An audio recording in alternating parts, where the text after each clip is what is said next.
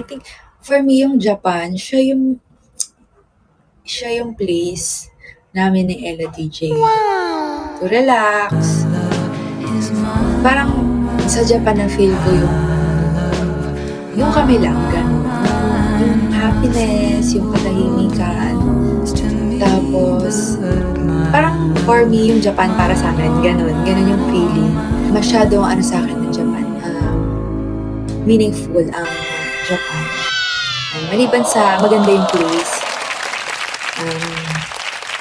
yung memories lang namin. Parang dami na, parang sa halos 2 weeks namin pumupunta doon. So, ang dami na namin